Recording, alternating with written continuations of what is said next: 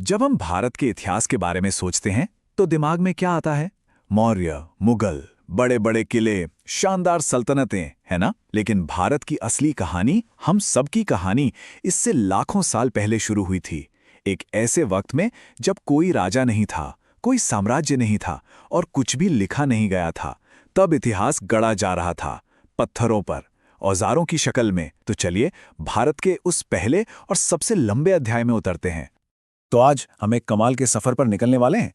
हम सिर्फ तारीखें नहीं रटेंगे, बल्कि उस दुनिया को महसूस करने की कोशिश करेंगे।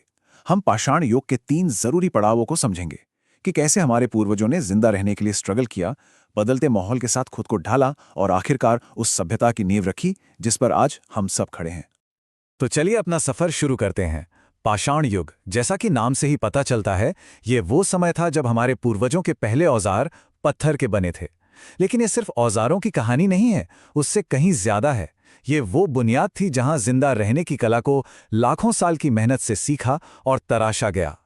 हर पत्थर का एक टुकड़ा एक कहानी कहता है, भूख की, डर की और जिंदा रहने की जबरदस्त इच्छा की।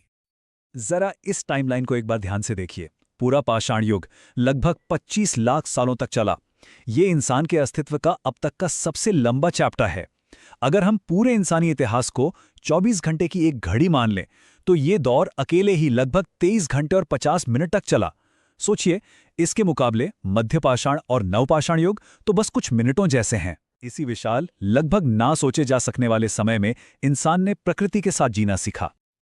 अच्छा, तो अब गोता लगाते हैं सबसे पहले और सबसे लंबे दौर में, पूरा पाषाण युग। इसको ऐसे समझिए कि ये सर्वाइवल की एक महागाथा थी, जहां शुरुआती इंसान खतरनाक मौसम, विशाल जानवरों और एक बेहद मुश्किल दुनिया के खिलाफ सिर्फ अपनी बुद्धि और हिम्मत के सहारे खड़े थे। ये धैर्य की और हर हाल में ढर जाने की एक असाधारण कहानी है। जरा उस जिंदगी की कल्पना कीजिए। कोई एक ठिकाना नहीं था। इंसान छोटे छोटे झुंड में रहते थे, जिन्हें हम शिकारी संग्राहक कहते हैं। उनका पूरा जीवन खाने की लगातार खोज के आसपास घूमता था। आज यहां फल मिल गए तो कल उस नदी के किनारे शिकार करना है। हर सुबह एक नई चुनौती थी, जंगली जानवरों से बचना और रात गुजारने के लिए एक महफूज गुफा खोजना। बस यही सबसे बड़ी प्राथमिकता थी।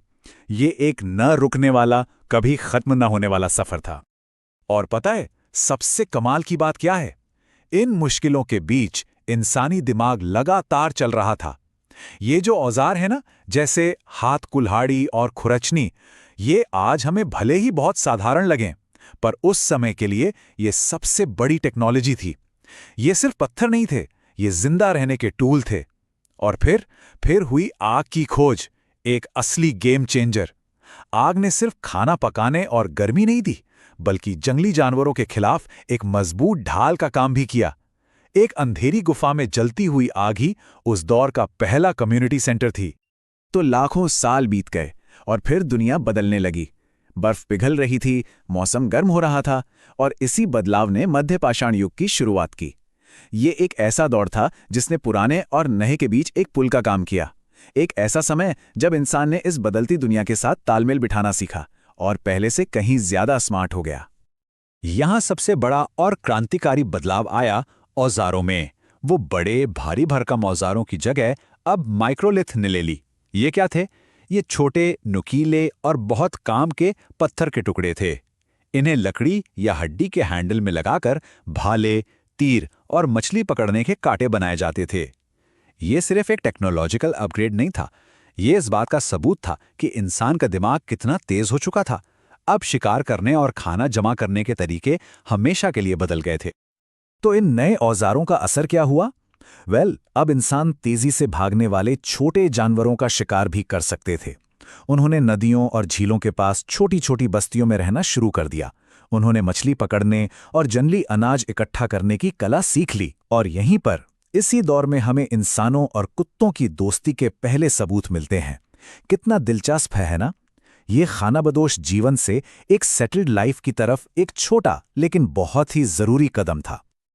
और अब हम पहुंचते हैं उस दौर में जिसने सच में इंसानी इतिहास का पूरा रास्ता ही बदल दिया, नवपाषाण युग। ये सिर्फ एक और दौर नहीं था, ये एक क्रांति थी।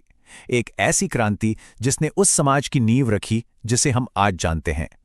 इसने इंसान को प्रकृति का सिर्फ एक हिस्सा होने से निकालकर प्रकृति को आकार देने वाला बना दिया। ये सब ना एक डोमिनो इफेक्ट की तरह हुआ। सबसे पहले इंसान ने बीजों का राज समझा और खेती करना सीखा। अब जब खाना एक ही जगह पर उगाया जा सकता था तो दर-दर भटकने की जरूरत ही खत्म हो गई। इसी से बने स्थायी घर और फिर पूरे के पूरे गांव। फिर जो एक्स्ट्रा अनाज होता था उसे बचाने के लिए मिट्टी के बर्तन यानी पॉटरी का आविष्कार हुआ। और जैसे जैसे लोग एक साथ एक जगह पर रहने लगे तो संगठित समाज का जन्म हुआ। तो इस पूरी क्रांति की जड़ क्या थी? इसका जवाब है भोजन पर कंट्रोल। इतिहास में पहली बार इंसान सिर्फ खाना जमा नहीं कर रहा था, वो उसे पैदा कर रहा था। खेती और जानवरों को पालने से एक स्थिर जिंदगी मिली और इसने लोगों को वो दिया जो उनके पास पहले कभी नहीं था, खाली समय। और इसी खाली समय से नई टेक्नोलॉजी, कला और सामाजिक नियमों का विकास हुआ। ये टेबल हमारी पूरी यात्रा को एक नज़र में दिखाती है। पुरापाषाण के खानाबदोश जीवन से लेकर नवपाषाण के बसे हुए गांवों, खेती और बेहतर तकनीक तक का सफर। ये इंसान की तरक्की की वो कहानी है जो हजारों लाखों सालों में पत्थरों पर लिखी गई। हर एक दौर एक बहुत बड़ी छलांग थी जिसने हमें आज के इंसान के और करीब ला दिया। तो इस पूरी कहानी का आखिर मतलब क्या है? पाषाण युग सिर्फ इतिहास का एक दूर का पन्ना नहीं है, ये वो नींव है जिस पर भारत की महान सभ्यताओं की शानदार इमारत खड़ी हुई। इसे समझे बिना हम अपनी जड़ों को कभी पूरी तरह से नहीं समझ सकते। सोचिए, समाज का आइडिया, टेक्नोलॉजी की शुरुआत, गांव बसाना और एक साथ रहना, ये सब हमें पाषाण युग से मिला।